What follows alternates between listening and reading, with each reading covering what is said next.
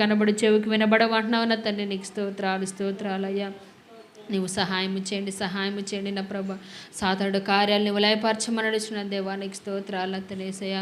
ప్రతి నిద్రమత్తును అలనిగ్రహాలు చేసిన సాత శక్తులు వేసిన లయపరచండి దేవా. నీకు వందనాలు తండ్రి. నీ కృపలో జ్ఞాపకం చేసుకోండి దేవా. అయా ముందున్న సమయాన్ని క్రమాన్ని నీ చేతులకు అప్పగించుకొని తండ్రి యేసయ్యా. అయా నీవే తండ్రి, నీకు మహిమార్థంగా ఈ కూటాన్ని జరిగించుకోమని తండ్రి నీకు వందనాలు స్తోత్రాలు చెల్లిస్తూ యేసయ్య పరిశుద్ధ నామంలో ప్రార్థించి అడిగి కొంచెం తండ్రి. ఆమేన్.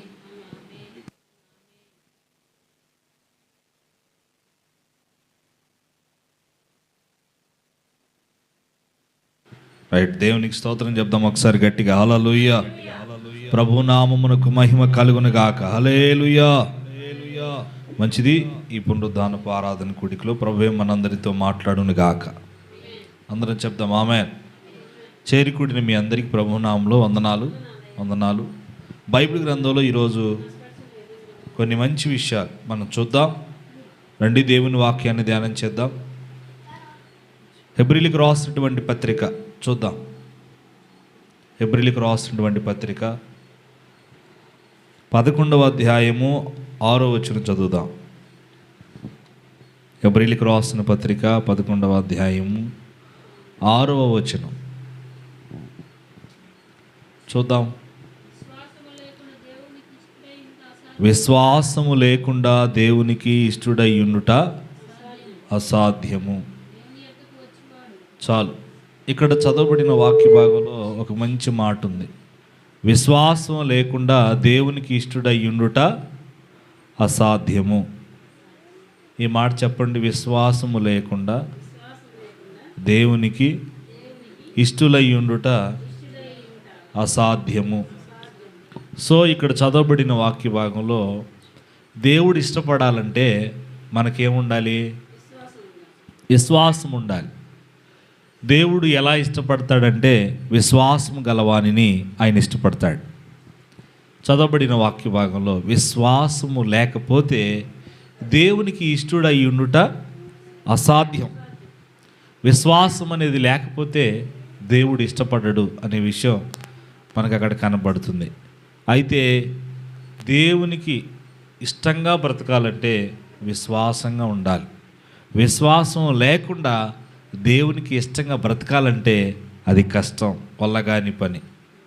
కనుక ఈరోజు మనందరం ఏం కలిగి బ్రతకాలి? విశ్వాసం కలిగి బ్రతకాలి. By faith you can face with God. దేవుని యందు విశ్వాసం ఉంచి మనం బ్రతకాలని లేఖనం సాక్ష్యమిస్తుంది. ప్రియులారా, మనం పరిశుద్ధ గ్రంథమైన బైబిల్లో చూడండి ఒకసారి. మత్తయి సువార్త 17వ అధ్యాయము 20వ వాక్యం చదువుదాం. మత్తయి సువార్త 17వ అధ్యాయము 20వ వాక్యం చదువుదామా? అందుకు ఆయన ఈ అల్ప విశ్వాసము చేతనే, అదుగో ఆ మాట పట్టుకోండి, మీకు ఆవగింజంత విశ్వాసం ఉండిన ఎడలా. చాలు. ఇక్కడ ఒక మాట అంటున్నాడు ప్రభు అయిన యేసుక్రీస్తు వారు వారి శిష్యులతోటి, మీకు ఎంత ఉండాలి విశ్వాసం? ఆవగింజంత విశ్వాసం ఉండిన ఎడల ఈ కొండను చూచి వెళ్ళి సముద్రంలో పడంటే అది పడుద్ది అని చెప్పాడు ఆయన. సో ఇప్పుడు మానవుడికి, మనిషికి, దేవుని బిడ్డలకి ఏం లేదు? విశ్వాసం లేదు. ఒకవేళ ఉంటే ఎంత ఉండాలని చెప్పాడు?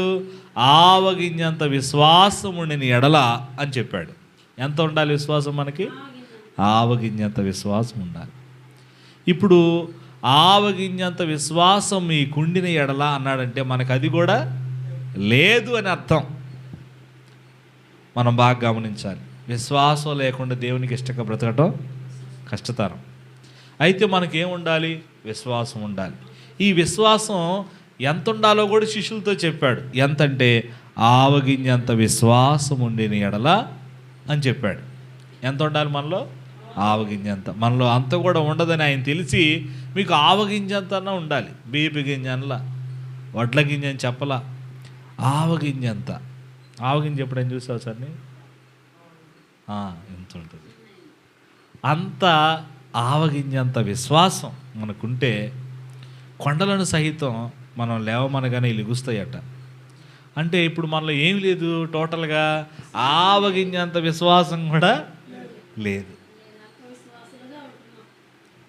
మీరని కాదు మేడం గారు, మనలో ఏమి లేదంటే మనందరికీ ఏమి లేదు, విశ్వాసం లేదు మనకి.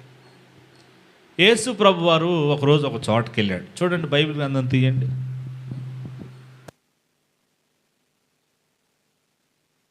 మత్తయి సువార్త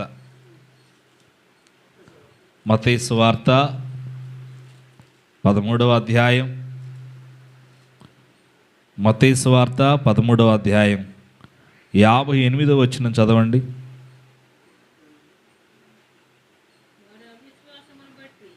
మత్తయి సువార్త 13వ అధ్యాయము 58వ వచనం. వారి అవిశ్వాసమును బట్టి ఆయన అక్కడ అనేకమైన అద్భుతములు చేశాడా, చేయలేదు? దేన్ని బట్టి? ఆయన ఎవరో తెలుసా? ఆయన యేసుక్రీస్తు వారు. ఆయనకి సమస్తము సాధ్యం, ఆయనకి చేతగాని ఏమీ లేదు. కానీ యేసు ప్రభువు వారే వారి అవిశ్వాసమును బట్టి ఆయన అక్కడ అనేకమైన అద్భుతములు, ఆయనకి చేతగాని ఏమీ లేదు, ఆయన సమస్తము చేయగలడు. కానీ యేసు ప్రభువే అక్కడ అద్భుతం చేయలేకపోయాడంటే కారణం ఏంటంటే వారిలో అక్కడేముంది? అవిశ్వాసం. అవిశ్వాసం మనలో ఉంటే యేసు ప్రభువే ఏమి అద్భుతం అక్కడ చేయలేకపోయాడు. అవిశ్వాసం మనలో ఉంటే సేవకులు కూడా ఏమీ చేయలేరు. మనలో అవిశ్వాసం అనేది ఉండకూడదు.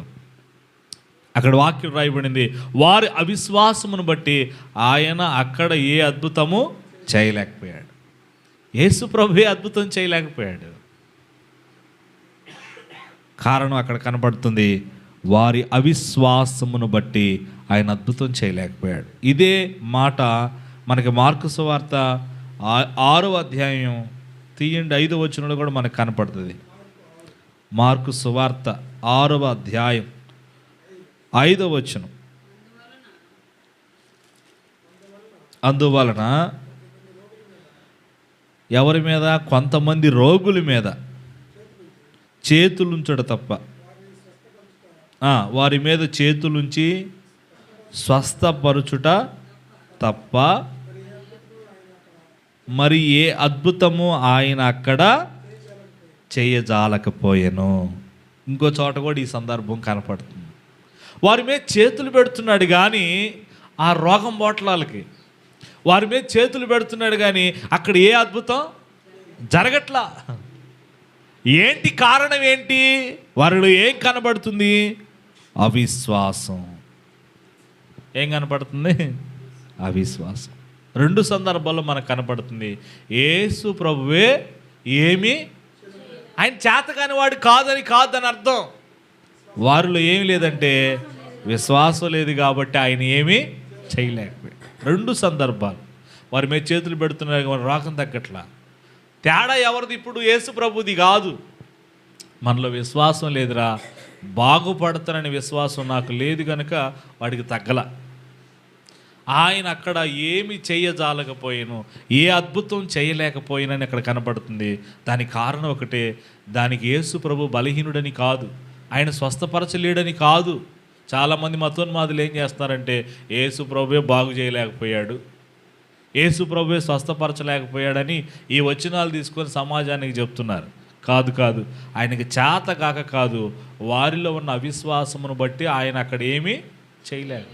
వారికి విశ్వాసం ఉంటే ఈయన విశ్వాసానికి వాళ్ళ విశ్వాసం కూడా తోడైతే ఖచ్చితంగా బాగుపడేవాళ్ళు, కార్యాలు జరిగేవి. ఈరోజు నేనేం చెప్తున్నానంటే, మొదట విశ్వాసం లేకపోతే దేవునికి ఇష్టంగా మనం బ్రతకటం కష్టం. మనలో ఏముండాలంటే విశ్వాసం ఉండాలి. ఎంత విశ్వాసం ఉండాలంటే మనలో ఆవగింజంత కూడా లేదు కాబట్టి అంత కలిగి ఉండండి అని చెప్పాడు ఆయన. ఎందుకు? విశ్వాసం లేకపోతే ఏమైంది? ఇప్పుడు మనం చదివాం, మన జీవితంలో బాగుపడాలన్నా కష్టమే, స్వస్థత పొందాలన్నా కష్టమే, అద్భుతాలు మన జీవితంలో చూడాలన్నా కష్టమే. యేసు ప్రభు మనతో ఉన్నాడా? ఉన్నాడు.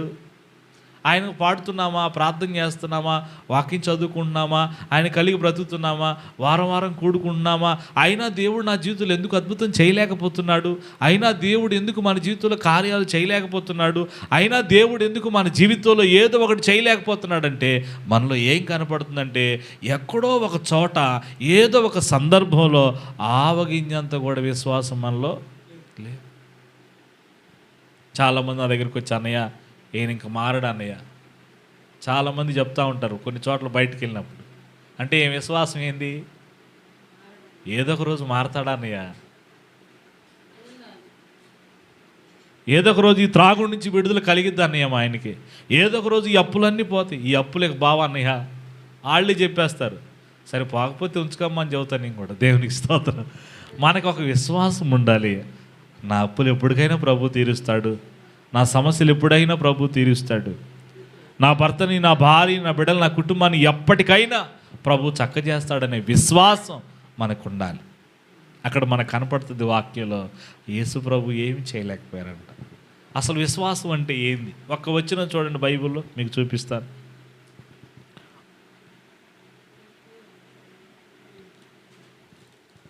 హెబ్రీలకు రాసిన పత్రిక, హెబ్రీలకు రాసిన పత్రిక 11:1.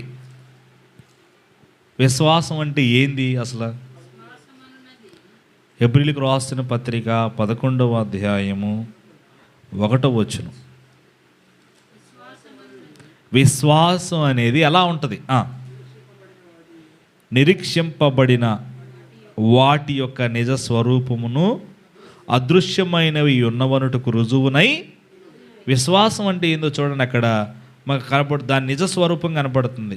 నిరీక్షింపబడు వాటి యొక్క ఇది వచ్చిద్ది, ఇది వచ్చిద్ది, ఇది వచ్చిద్దని మనం నిరీక్షణతో ఉంటాం. విశ్వాసం అంటే ఏందో, ఇది వచ్చిద్ది, ఇది జరుగుద్దని నిరీక్షణతో ఉండటమే విశ్వాసం. తర్వాత ఏం చెప్పాడు? అదృశ్యమైనవి. ఇప్పుడు నాకేం లేదు, కారు లేదు, ఏం లేదు చెప్పండి. మనకేం అవసరం అంటే పరిచర్యకి ఒక మంచి స్థలం కానీ, ఒక మంచి మందిరం కానీ, ఒక మంచి కారు కానీ, లేకపోతే ఇంకోటి మనకు మంచి బాక్సులు కానీ. ఇప్పుడు అదృశ్యమైనవి ఇవి మన కళ్ళు కనపడుతున్నాయా? బాక్సులు కానీ, మళ్ళా కారు కానీ, స్థలం కానీ, మందిరం కానీ మన కళ్ళు కనపడుతున్నాయా? కనపడట్లా. ఇవి అదృశ్యమైనవి. అక్కడ చెప్పాడు, నిరీక్షింపబడు వాటి యొక్క నిజ స్వరూపమును అదృశ్యమైనవి, మన కనులు కనబడనివి యొన్నవనుటకు రుజువై. ఇది లేదు కానీ దేవుడు నాకు ఇచ్చాడని నమ్మడమే విశ్వాసం. దేవునికి స్తోత్రం కలుగునుగాక. గట్టిగా చెప్తాం హల్లెలూయా. విశ్వాసం అంటే ఏందో మనకు అక్కడ క్లియర్గా చూపిస్తున్నాడు. నిరీక్షణతో ఉండటమే విశ్వాసం. లేని దాన్ని నేను పొందుకున్నానని నమ్మటమే విశ్వాసం. నిరీక్షింపబడు వాటి యొక్క నిజస్వరూపమై ఉంది విశ్వాసం. సరే, ఇప్పుడు నేను వరుసగా చెప్తా, జాగ్రత్తగా వినటం వలన. ఆ మాట చెప్పకనే చెప్పాడు. చూడండి ఆ మాట ఎక్కడుందో చూడండి బైబిల్ గ్రంథంలో. రోమాపత్రిక, రోమీలకు రాసిన పత్రిక, అపోస్తుల కార్యముల తర్వాత ఉంటుంది. రోమీలకు రాసినటువంటి పత్రిక 10వ అధ్యాయం 17వ వచనం చూడండి. రోమీలకు రాసినటువంటి పత్రిక 10వ అధ్యాయము 17వ వాక్యం చదువుకుందాం. కాగా వినుట వలన విశ్వాసం కలుగును. వినుట క్రీస్తుని కూర్చిన మాటై ఉన్నది. వినుట వలన విశ్వాసం కలుగును, వినుట క్రీస్తుని గూర్చిన మాట వలన కలుగును. ఇప్పుడు వరుసగా ఒకసారి చూద్దామా మనం? ఇప్పుడు దాకా నేను ఏం చెప్పాను ఒకసారి మీకు రివైండ్ చేస్తా, బాగా వినండి. మొదట, విశ్వాసం లేకుండా దేవునికి ఇష్టంగా బ్రతకటం అసాధ్యం. కాబట్టి మనలో ఏముండాలి? విశ్వాసం ఉండాలి. విశ్వాసం ఉండాలి. కానీ ఎంత విశ్వాసం ఉండాలని ప్రభు చెప్తున్నారంటే, ఆవగింజంత విశ్వాసం మీకుండిన ఎడల అని చెప్పాడు. విశ్వాసం లేకపోతే ఏమైద్ది? ఆయన మనతో ఉన్నా, మనం ఆయనతో ఉన్నా, ఆయన మన జీవితంలో ఏ కార్యం చేయలేడు, ఏ అద్భుతం మనం చూడలేం, పొందుకోలేం. ఈ విశ్వాసం అంటే ఏంటి? నిరీక్షింపబడు వాటి యొక్క నిజస్వరూపం, అదృశ్యమైనవి లేని దాన్ని నేను పొందుకున్నాను ప్రభు దగ్గర నమ్మటమే విశ్వాసం అని మనం చదువుకున్నాం. అయితే ఈ విశ్వాసం ఎట్టొచ్చింది మనకంటే వినుట వలన విశ్వాసం కలుగును. ఎంత మంచి మాట చూడండి. మనకు విశ్వాసం ఎట్టొచ్చిందంటే వినటం వలన విశ్వాసం కలిగిద్ది. కొంతమంది చెప్పే మాటలు కొంతమంది వింటూ ఉంటారు. అమ్మాయి ఈ హాస్పిటల్కి పోయావు, ఇప్పుడు దాకా చూపించుకున్నావు, నీకు తగ్గలేదు, పలానూరులో మంచి హాస్పిటల్ ఉంది, అక్కడికి వెళ్తే బాగా చూస్తారంటే చాలు ఇంకేం కలిగిద్ది, ఆటోమేటిక్గా విశ్వాసం కలిగిద్ది. వాళ్ళ మాటలు ఏం చేస్తాయంటే చివరికి ఆ హాస్పిటల్ దగ్గరికి వెళ్ళేటట్టు చేస్తాయి. నేను కోటపాడు అని ఒక ఊరు ఉంది. ఆమె కాలు ఇది ఎంతలా ఆసిపోయింది. ఆమెను ఏం చేశారంటే ఆ ఊర్లో వాళ్ళు పలానూరు పో, అక్కడికి వెళ్ళు, అక్కడ చూపించుకో, నీ కాలు తగ్గిద్దంటే వీళ్ళు కారు వేసుకుని వెళ్ళారు. తిరుపతి వెళ్ళారు. తిరుపతితో ఎక్కడికో పోయారు. పోయి వస్తా ఉండగా డే అండ్ నైట్ డ్రైవింగ్ చేసుకుని వస్తారు. యాక్సిడెంట్ అయింది, చనిపోయారు ఊహించిన విధంగా. అంటే ఎవరో చెప్పిన మాటలు విని మనం విశ్వాసం ఉంచుతాం, కానీ దేవుడు చెప్పిన మాటలు విని మన విశ్వాసం ఉంచాం. అందుకే ఎవరి మాటలు వినాలి? మనుషుల మాటల కంటే, లోకంలో ఉన్నవారి మాటల కంటే ఎవరి మాటలు మనం దేవుని వాక్యం చెప్తుందంటే దేవుని మాట వినటం వలన మనకి విశ్వాసం కలుగుద్ది. ఎవరెవరు మాటలు వినటం వలన విశ్వాసం అక్కడ చెప్పాడు, వినుట వలన మనకేం కలుగుద్ది? విశ్వాసం కలుగుద్ది. వినాలి. మనం ఏ వినాలి? దేవుని పాటలు వినాలి. ఏ వినాలి? దేవుని మాటలు వినాలి. ఏ వినాలి? దేవుని వాక్యం వినాలి. ఏ వినాలి? ఈరోజు మనం అంటే దేవుని సన్నిధానంలో ఉన్న మనం దేవుని మాటలు వినాలి. దేవుని మాట వినాలి. దేవుని సేవకుల మాట వినాలి. ఆడు చెప్పాడు, వినుట వలన ఏం కలుగుద్ది? విశ్వాసం కలుగుద్ది. విశ్వాసం కలుగుద్ది. అందుకే బైబిల్ గ్రంథంలో ఒకసారి మత్తయి సువార్త తీయండి. మత్తయి సువార్త మీకు ఒక చిన్న విషయాన్ని చూపిస్తాను. మత్తయి సువార్త 9వ అధ్యాయంకి రండి. ఈ విశ్వాసం ఏం చేసిద్ది? మత్తయి సువార్త 9వ అధ్యాయము 2వ వచనం చదువుదామా? మత్తయి సువార్త 9వ అధ్యాయము.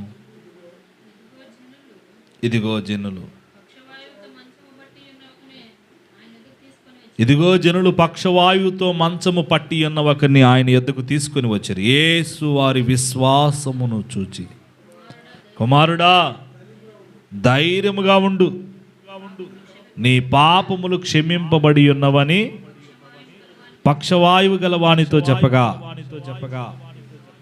చెప్పాను. చదువు. చాలు. అక్కడ ఆ మాట మీరు పట్టుకొని 2వ వచనం అందరూ ఒకసారి చూడండి. ఇదిగో జనులు పక్షవాయువుతో మంచము పట్టి ఉన్న ఒకరిని ఆయన యొద్దకు తీసుకొని వచ్చారు. యేసు వారి విశ్వాసమును చూచి, యేసు వారి విశ్వాసమును చూచి.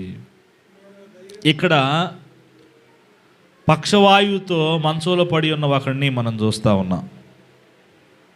మంచంలో పక్షవాతం వచ్చి మంచంలో పడుకొని ఉంటే మనకి క్లియర్గా దాని వృత్తాంతం అంతా ఎక్కడ ఉంటుందంటే, ఒకసారి మార్కు సువార్త తీయండి. మార్కు సువార్త మీకు చూపిస్తాను. మార్కు సువార్త 2వ అధ్యాయం తీయండి. మీకు క్లియర్గా దాని వృత్తాంతం అంతా ఉంటుంది. 2వ అధ్యాయము 5వ వచనం. మనకి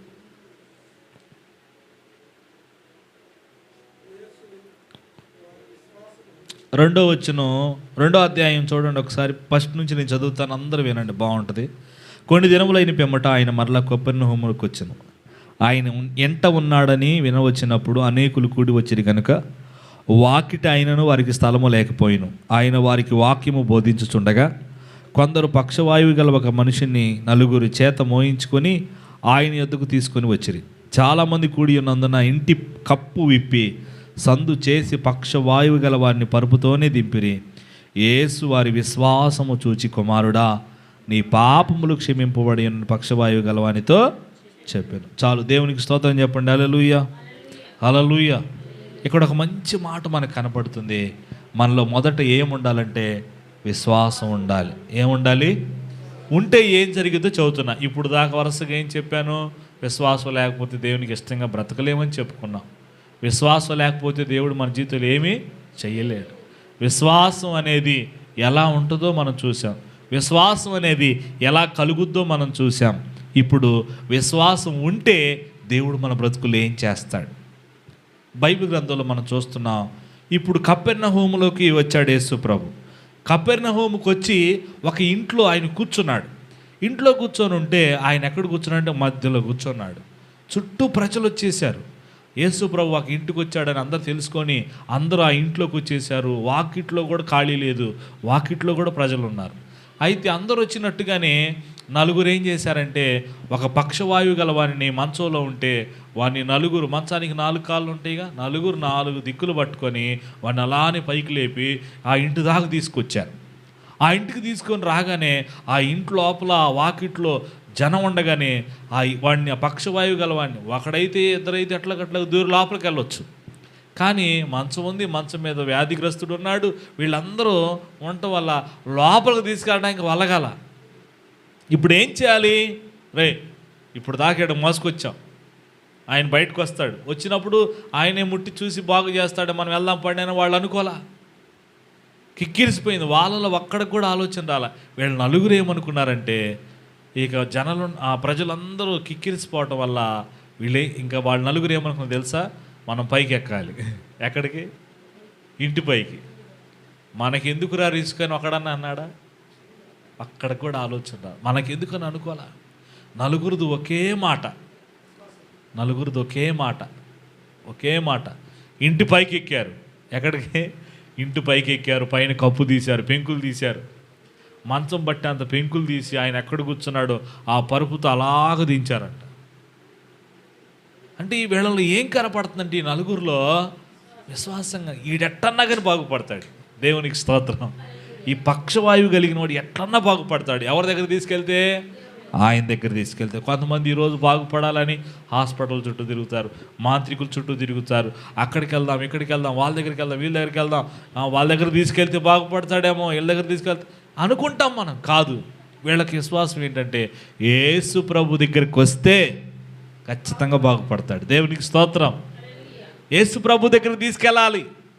వీళ్ళు నలుగురు అనుకుంటున్నారు ఎట్లన్నా కానీ వీడిని యేసు ప్రభు దగ్గర తీసుకెళ్ళాలి, ఎందుకంటే వీడికున్న వ్యాధి పోవాలి, రోగం పోవాలి, వీడు బాగుపడాలని. వీళ్ళ నలుగురికి విశ్వాసం ఉంది. ఈ విశ్వాసం ఏం చేసిందో తెలుసా? వీళ్ళని పైకిక్కేటట్టు చేసింది. వీళ్ళ విశ్వాసం పింకులు తీసేటట్టు చేసింది. వీళ్ళకున్న విశ్వాసం అలాగే ఆయన అలా కిందకు దించేటట్టు చేసింది. అప్పుడు యేసు ప్రభు ఏమంటున్నాడు తెలుసా? మంచంలో ఉన్నాడు అంటలా, బాయ్ నీ విశ్వాసం నిన్ను బాగు చేసిందని మంచంలో ఉన్నాడు అంటలా. ఆ నలుగురిని చూచి ఆ మాట చదవండి, ఎంత బాగుంటుందో చూడండి. ఆ మాట చూడండి. 4వ వచనం. చాలామంది కూడి ఉన్నందున వారు ఆయన యొద్దకు చేరలేక ఆయన ఉన్న చోటకే పైగా పరుపుతో దింపిరి. ఇంటి కప్పు విప్పి, ఆయన ఉన్న చోటికి పైగా ఇంటి కప్పు విప్పి సందు చేసి పక్షవాయువు గల వారిని పరుపుతోనే యేసు వారి విశ్వాసము చూచి. ఎవరి విశ్వాసం చూస్తున్నాడు ఆయన? నలుగురి విశ్వాసం. యేసు వారి విశ్వాసము చూచి,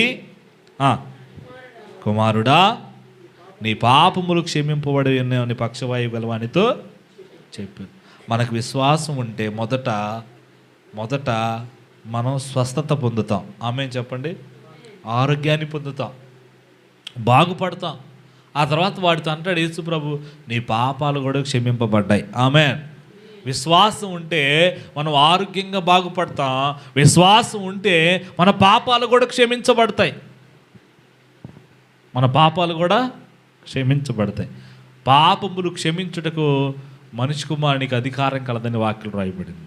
భూమి మీద పాపాలు క్షమించడానికి ఎవరికి అధికారం లేదు, కానీ యేసు ప్రభుల వారు ఒక్కరికే అధికారం కలదు. దేవునికి స్తోత్రం కలుగునుగాక. ఈరోజు ఈ పగటి వేళ ఈ ఆరాధన కూడికలో ప్రభువుతో స్పష్టంగా మనతో మాట్లాడుతున్న మాట, మనలో ఏముండాలంటే విశ్వాసం ఉండాలి. మనకి విశ్వాసం అవసరం. ఎందుకు? బాగుపడినట్లు, స్వస్థత నొందినట్లు. మనం విశ్వాసం ఉంటే మన పాపాలు క్షమించబడతాయి అని వాక్యం రాయబడింది. త్వరగా కొన్ని మాటలు చూపించి ప్రార్థన చేస్తారు. చూడండి ఒకసారి. విశ్వాసం మనల్ని ఏం చేస్తుందంటే, మార్కు సువార్త 5వ అధ్యాయం తీయండి. మార్కు సువార్త 5వ అధ్యాయం 34వ వచనం చూడండి. 5:34.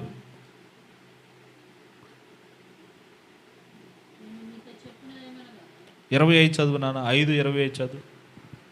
5:25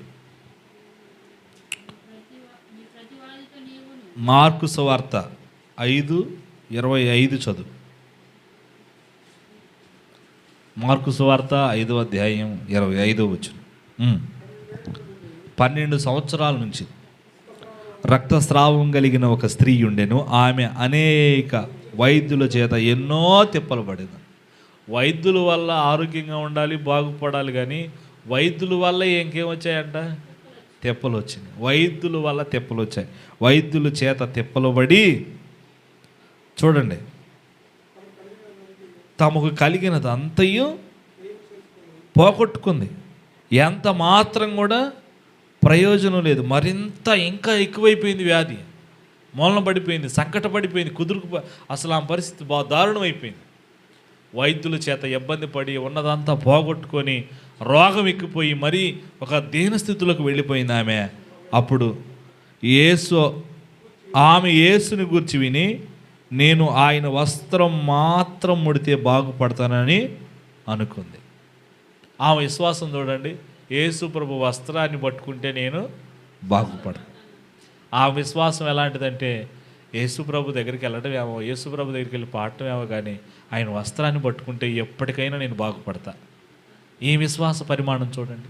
నలుగురి విశ్వాసం అక్కడిని బాగు చేసింది. నలుగురి విశ్వాసం వాడిని మరణ పడక మీద నుంచి లేపింది. వాడికి పరుపెత్తుకొని వాడు పరిగెత్తాడు. దేవునికి స్తోత్రం. ఇక వచ్చేటప్పుడు నలుగురు మోసుకొచ్చారు, పోయేటప్పుడు వాడు ఒక్కడే పరిగెత్తాడు పరుపు తీసుకొని. ఇప్పుడు ఏం విశ్వాసం చూడండి. వైద్యుల మీద విశ్వాసం ఉంచింది, బాగుపడిందా? డబ్బు మీద విశ్వాసం ఉంచుకుంది, తనకున్న డబ్బు అంతా అయిపోయింది, చివరికి ఒంటరిది అయిపోయింది, నిరుత్సాహ స్థితిలోకి వెళ్ళిపోయింది. యేసు ప్రభు గురించి మాత్రం వింటా ఉంది. వినటం వలన ఇందాక చెప్పుకున్నాం, ఎవరి గురించి వింటుంది? ఏమే యేసు ప్రభు గురించి వింటుంది. విని విని ఆయన చేసే కార్యాలన్నీ వింటుంది, ఆయన పాటలు వింటుంది, ఆయన వాక్యం వింటుంది, ఆయన మాటలు వింటుంది, ఆయన గురించి వింది. ఆయన గురించి విని విని ఇంకొక విశ్వాసం కలిగింది. యేసు ప్రభు వస్త్రం ముడితే నేను బాగుపడతాను. అయితే యేసు ప్రభు రానే వచ్చాడు ఒకరోజు. ఆయన రాగానే అందరూ జనసమూహం ఆయన మీద పడతా ఉన్నారు. చూడండి, ఆ మాటలు ఉంటాయి. జనసమూహములో ఆయన వెనుకకు వచ్చి ఆయన వస్త్రం ముట్టెను. వెంటనే ఆమె రక్తధార కట్టెను గనుక తన శరీరం నుండి ఆ బాధ నివారణమైనని గ్రహించుకొనెను. దేవునికి స్తోత్రం. ఆమెలో ఉన్న ఆ బాధ వెంటనే పోయిందంట. దేవునికి మహిమ కలుగును గాక. హల్లెలూయా. అప్పుడు యేసు ప్రభు అనే మాట ఒక్కసారి చూడండి, ముందుకు వచ్చి 34 చదువుదామా? కుమారి ఏమంటున్నాడు ఆమెతోటి? అందుకు ఆయన, కుమారి నీ విశ్వాసము నిన్ను స్వస్థపరిచెను, నీవు సమాధానం గలదానివై పొమ్ము, నీ బాధ నివారణ అయి నీకు స్వస్థత కలుగును గాక అని ఆమెతో చెప్పాను. కుమారి నీ విశ్వాసము నిన్ను స్వస్థపరిచెను. నీవేం సమాధానం గలదానివై. ఏమనుకున్న వ్యాధిని బట్టి సమాధానం లేదు. భర్తతో, ఇరుగు పొరుగులతో, ఊర్లో ఎవరితో ఆమెకి సమాధానం లేదు. మనసు కుదుట్లేదు, తనలో తాను వేదన పడతా ఉంది. డాక్టర్ల దగ్గరికి వెళ్ళా, నాకు సమాధానం దొరకలేదు. నాకున్న డబ్బు నమ్ముకుంటే నాకు సమాధానం కలగలేదు. చివరికి యేసు ప్రభు దగ్గరికి వస్తే ఆమెకేం కలిగింది? ఏం కలిగింది? ఆమెకి సమాధానం కలిగింది. నా ప్రియులారా, అసలు ఎంత మంచి మాట. యేసు ప్రభు గురించి ఆమె వినటం వల్ల ఆమెకు విశ్వాసం కలిగింది. ఆ విశ్వాసము చొప్పున ఆయన దగ్గరికి వచ్చి ఆయన వస్త్రపు చెంగు తెలుసుగా ఆయన పైన వేసుకుంటాడే తువాలు, అది ముట్టింది. వెంటనే ఆ వస్త్రపు చెంగు ముట్టగానే ఆమెలో నుండి బాధ వెళ్ళిపోయింది, బాగుపడింది. యేసు ప్రభు ఆమెను చూచి, నా కుమారి నీ విశ్వాసం నిన్ను బాగు చేసిందమ్మా, ఇక సమాధానం గలదానివై పో. మనకు విశ్వాసం ఉంటే మనకు సమాధానం కలుగుతుంది. ఆమేన్. మనకు విశ్వాసం ఉంటే మనకున్న బాధల నుంచి మనకు విడుదల కలుగుతుంది. ఆమేన్. అక్కడ చదవబడిన మాటలు అయ్యే కదా. ఆమెకున్న బాధ నుంచి ఆమెకి ఏం కలిగింది? విడుదల కలిగింది. అంటే నేనేం చెప్తున్నాను, డబ్బు సమాధానం ఇవ్వలేదు, డబ్బు మనల్ని ఆనందపరచలేదు. వాక్యం అదే చెప్తుంది.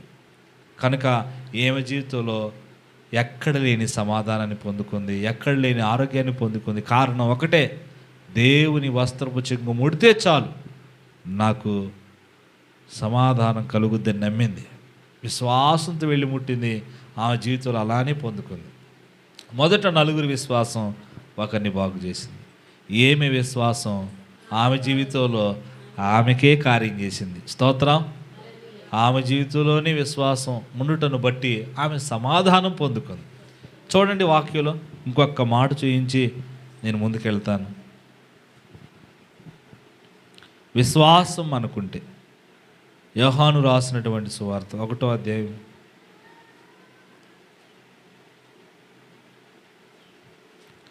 1వ అధ్యాయం 12వ వచనం. యోహాను సువార్త 1వ అధ్యాయము 12వ వచనం చూద్దాం. తన్ను ఎందరు అంగీకరించిదురో వారికందరికి అనగా తన నామమందు విశ్వాసముంచిన వారికి దేవుని పిల్లడగుట ఆయన అధికారం అనుగ్రహించను. 3:16 కూడా చదువు ఒకేసారి. 3వ అధ్యాయంకి రండి. చూసారా సార్ ఆ మాట? చూసారా? యోహాను సువార్త 1:12. అవి పత్రిక, అది సువార్త తీయండి. యోహాను సువార్త 1వ అధ్యాయము 12వ వచనం చూడండి. తన్ను ఎందరు అంగీకరించిరో వారికి అందరికీ అనగా తన నామమందు విశ్వాసముంచిన వారికి దేవుని పిల్లలగుటకు. విశ్వాసం కలిగిన వారు ఎవరంటే దేవుని పిల్లలు. విశ్వాసం ఉంటే ఏమవుతాం మనం? దేవుని పిల్లలం అవుతాం. విశ్వాసం లేకపోతే ఎవరి పిల్లలు? సాతాను పిల్లలు. విశ్వాసం ఉంటేనేమో దేవుని పిల్లలం, విశ్వాసం లేకపోతే సాతాను పిల్లలు. అక్కడ చెప్పాడు 3:16 కూడా ఒకసారి చూడండి. 3వ అధ్యాయం తీయండి. 3వ అధ్యాయం 16వ వచనం. దేవుడు లోకమును ఎంతో ప్రేమించెను కాగా ఆయన తన అద్వితీయ కుమారునిగా పుట్టిన వాని యందు విశ్వాసముంచు ప్రతి వాడు నశింపక నిత్య జీవం పొందినట్లు ఆయనను మనగ్రహించును. దేవునికి స్తోత్రం కలుగును గాక. విశ్వాసముంచు ప్రతివాడు ఏమవుతాడు? నశించిపోడు. ఇక్కడ 2 పదాలు కనపడుతున్నాయి. 1:12లో విశ్వాసం ఉంచితే దేవుని పిల్లలు. విశ్వాసం లేనివాడు దేవుని పిల్లలు కాదు. విశ్వాసం ఉంచితే దేవుని పిల్లలు. విశ్వాసం ఉంచుట వలన అక్కడ చెప్పాడు 3:16లో విశ్వాసముంచు ప్రతి వాడు నశించిపోడు. దేవునికి స్తోత్రం కలుగునుగా. విశ్వాసం ఉన్నవాడు నశించిపోడు. అందుకే విశ్వాసం ఉన్నవాడు ఎక్కడికి వెళ్తాడు? నిత్య జీవమును పొందునట్లు ఆయన్నే మనకిచ్చాడు. విశ్వాసం గలవాడు అక్కడ చెప్పాడు దేవుని పిల్లలు. విశ్వాసం గలవాడు నిత్య జీవాన్ని పొందుకుంటాడు. దేవునికి మహిమ కలుగును గాక. ఒక్కసారి వరుసగా వద్దాం. నలుగురు విశ్వాసమును బట్టి ఒక వ్యక్తి స్వస్థపరచబడు. ఆమె విశ్వాసమును బట్టి ఆమె బాగుపడి, అంటే అక్కడ ఏం కనపడుతుందంటే అతని పాపాలు క్షమించబడ్డాయి. ఈమె కొన్ని విశ్వాసం బట్టి ఈమె సమాధానం పొందుకుంది. ఇక్కడ మనం చదివాం, మనకు విశ్వాసం ఉంటే దేవుని పిల్లలం అవుతాం. మనకు విశ్వాసం ఉంటే నిత్య జీవాన్ని సంపాదించుకుంటాం. ఇప్పుడు ఈ భక్తి, ప్రార్థన, ఈ మందిరాలు, ఈ పరిచర్య ఇదంతా ఎందుకు? పరలోకి వెళ్ళాలి. ఎక్కడికి వెళ్ళాలి? నిత్య జీవం అంటే, నిత్యం అంటే అంతం లేనిది, జీవం అంటే ప్రాణం. మన ప్రాణం నిత్యం ఉండే స్థలం ఏదన్నా ఉంది అంటే పరలోకమే, ఎక్కడ కాదు. ఏదో ఒక రోజు రాలిపోతాం. ఇక్కడ మన ప్రాణం నిత్యం అక్కడ ఉండాలంటే విశ్వాసం ఉండాలి. నిత్య జీవంలో మనం ఉండాలంటే అక్కడ చెప్పాడు, ఏమని చెప్పాడు తెలుసా? విశ్వాసముంచు ప్రతివాడు నశించిపోక నిత్య జీవాన్ని పొందుతాడు. దేవునికి స్తోత్రం. అందుకే పౌలు కొరింథీ సంఘంతో ఏమన్నాడు? 2 కొరింథీ పత్రిక చివరి వాక్యం చూడండి. అందుకే పౌలు ఏమన్నాడు తెలుసా? 2వ కొరింథీలకు రాసిన పత్రిక 13వ అధ్యాయము 5వ వచనం చదవండి. 2 కొరింథీ పత్రిక 13వ అధ్యాయం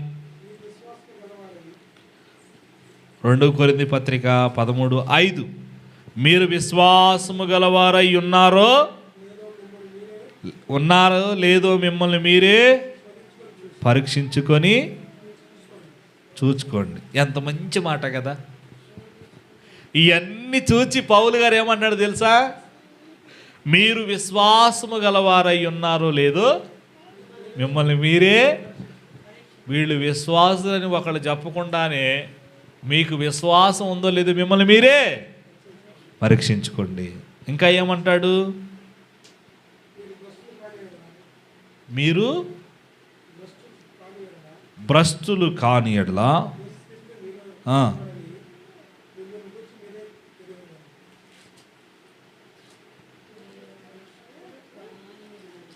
13:5 ఒకసారి చూద్దామా, గట్టిగా చదవండి.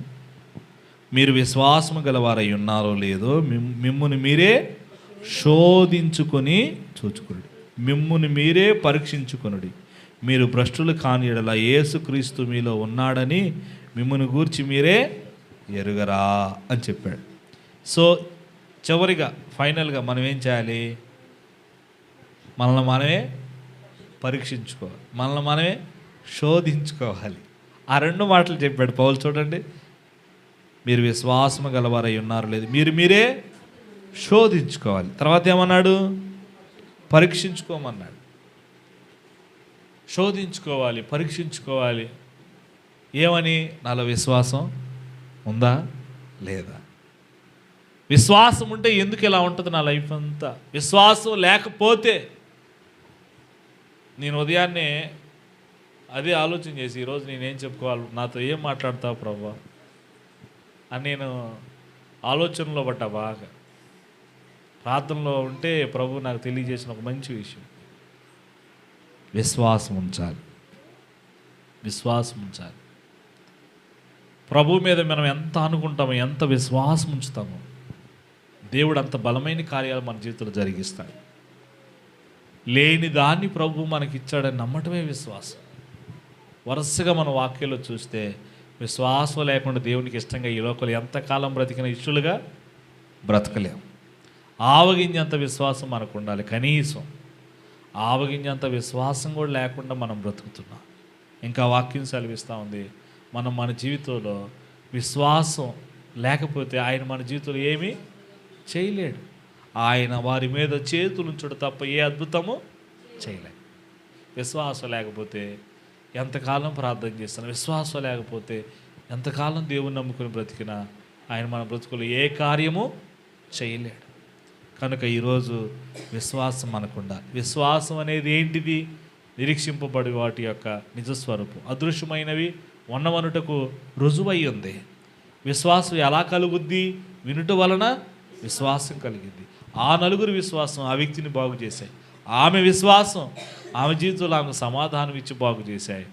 చివరికి వాక్యలో విశ్వాసం ఉండటం వల్ల దేవుని పిల్లలం అవుతాం, విశ్వాసం ఉండటం వలన నిత్య జీవాన్ని పొందుతాం. అందుకే పౌలు అంటాడు, మీరు విశ్వాసులో కాదో పరీక్షించుకోండి, శోధించుకొని చూసుకోండి. విశ్వాసం ఉంటేనేమో భక్తులం, విశ్వాసం లేకపోతే భ్రష్టులని అక్కడే అన్నాడు. మీరు భ్రష్టులు కాకుండా ఉండునట్లు అన్నాడు కింద. కనుక మన జీవితంలో మనకి విశ్వాసం ఉండునుగాక. ప్రభు మనల్ని ఎప్పటికైనా ఆశీర్వదిస్తాడు. ఆమేన్. నాకు ఆ విశ్వాసం, నాకు విశ్వాసం. బైబిల్లో చాలా ఉన్నాయి విశ్వాసం గురించి, చెప్పేదానికి సమయం కాదు. కనీసం ఈ విశ్వాసం గురించి 1-2 గంటలు ఆల్ నైట్లో నేను మాట్లాడిన సందర్భాలు ఉన్నాయి. ఆల్ నైట్ ప్రార్థనలో విశ్వాసం అంటే అబ్రహాం వయసు 100 సంవత్సరాలు, శారా వయసు 99. ఆ వయసులో గుడారం వేసుకొని గుడారం బయట అబ్రా ఉన్నాడు. చివరిగా ముగిచ్చేస్తాను. గుడారం బయట అబ్రా ఉంటే ఆకాశం నుండి దేవదూతలు 3 సడన్గా దిగొచ్చి అబ్రహాం నీ భార్య అక్కడ శారా. అప్పటికి ముసలివాళ్ళు అయిపోయారు, వాళ్ళు రాగానే సాష్టాంగపడి నీళ్లు తీసుకొచ్చి కాళ్ళు కడుక్కోండి అయ్యా, మా ఆవిడ భోజనం సిద్ధపరిచి తినేళ్ళండి అయ్యా, ఇక్కడికి వచ్చి ఎండను పడి వచ్చారా, తిని కాసేపు చెట్టు కింద అలసట తీసుకోండి అయ్యా, రాకొచ్చారని అబ్రహాం పరిచర్య చేశాడు. శారమును పిలిచాడు, మా నువ్వు రా. దేవుని దాసులు మన ఇంటికి వచ్చారు.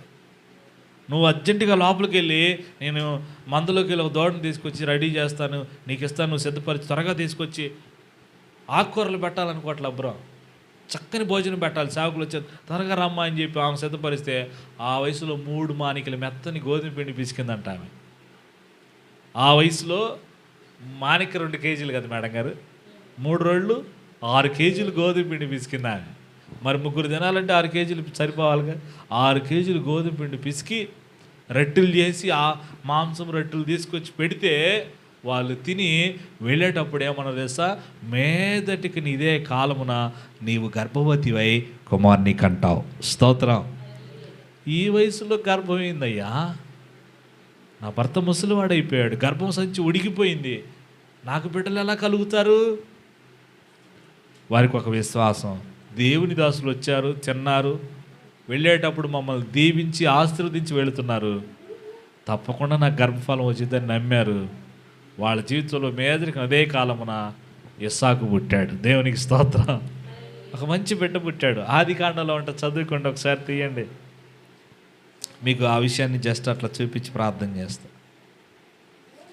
ఆదికాండం 24వ అధ్యాయం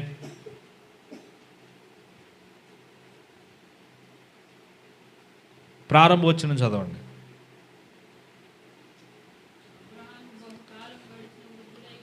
అబ్రహాం బహుకాలము గడిచి వృద్ధుడై ఉండెను, అన్ని విషయములోను యెహోవా అబ్రహామును ఆశీర్వదించాడా లేదా? కారణం ఆశీర్వాదమే. అబ్రహామును దేవుడు అన్ని విషయాలలో ఆశీర్వదించినట్టు మనకు కనపడుతుంది.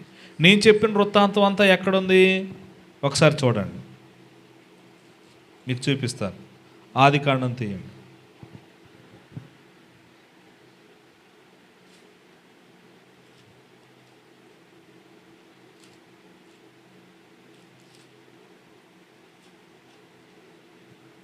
ఆదికాండము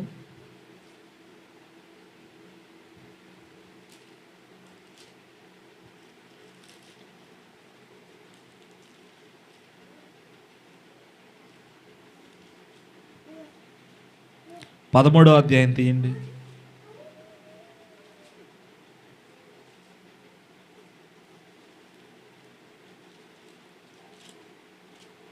ఆదికాండం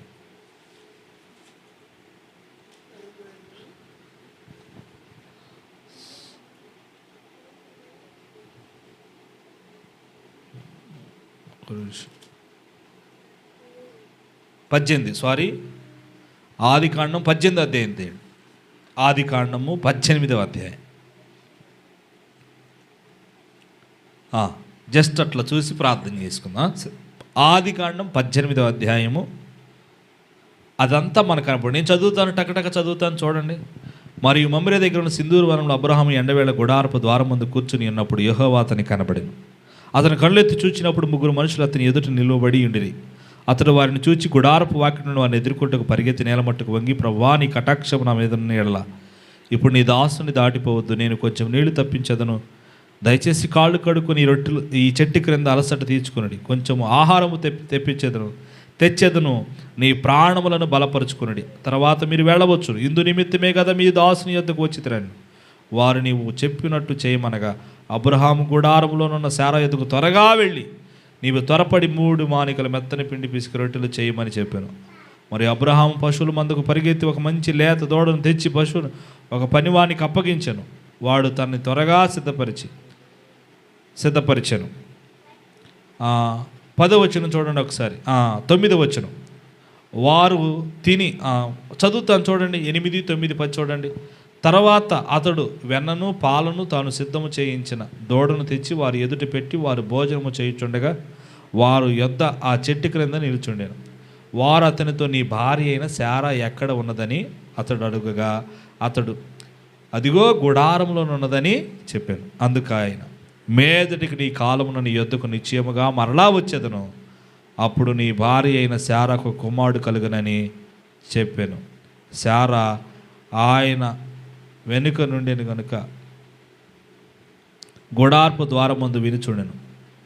అబ్రహాము శారాయు బహుకాలము గడిచిన వృద్ధులై ఉండిరి, స్త్రీధరము శారాకు నిలిచిపోయెను గనుక అనే మాట మీరు పట్టుకోండి. 18వ అధ్యాయం అంతా ఇలా జరిగితే మీరు పేజీ అలాగూ తిప్పితే 21వ అధ్యాయం చూడండి.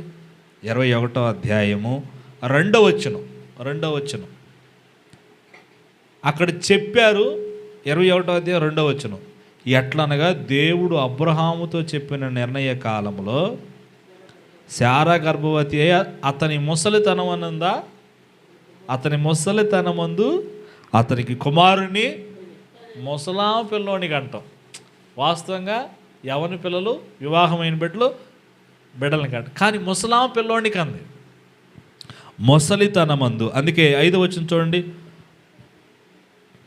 అబ్రహాము కుమారుడైన ఇస్సాకు అతనికి పుట్టినప్పుడు అతడు 100 ఏండ్ల వాడు. ఎన్ని సంవత్సరాలు? 100 సంవత్సరాలు. అంటే ఈ భార్యాభర్తలు ఇద్దరికి ఒక విశ్వాసం. వాళ్ళు వచ్చారు, తిన్నారు, వెళుతూ వెళుతూ మనల్ని ఆశీర్వదించారు బిడ్డ పుడతాడని. వాళ్ళకు ఒక విశ్వాసం. అంటే సంవత్సరం తర్వాత వచ్చారు, మేదకి ఇదే కాలమున సంవత్సరం తర్వాత. అంటే వీళ్ళ సంవత్సరం పాటు వీళ్ళిద్దరికి ఏముంది? మనం ముసలోళ్ళంగా మనకెందుకు పుడతారని అనలా. సంవత్సరం పాటు అబ్రహాము శారా ఇద్దరు విశ్వాసంగానే ఉన్నారు. నిర్ణయ కాలములో ఆమె గర్భాన్ని దేవుడు తెరిచాడు, ఒక మంచి బిడ్డనిచ్చాడు. దేవునికి స్తోత్రం.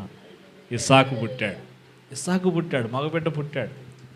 ఈరోజు ఈ పగటి వేళ వారికున్న విశ్వాసం మనకు ఉండాలి. ఆమేన్.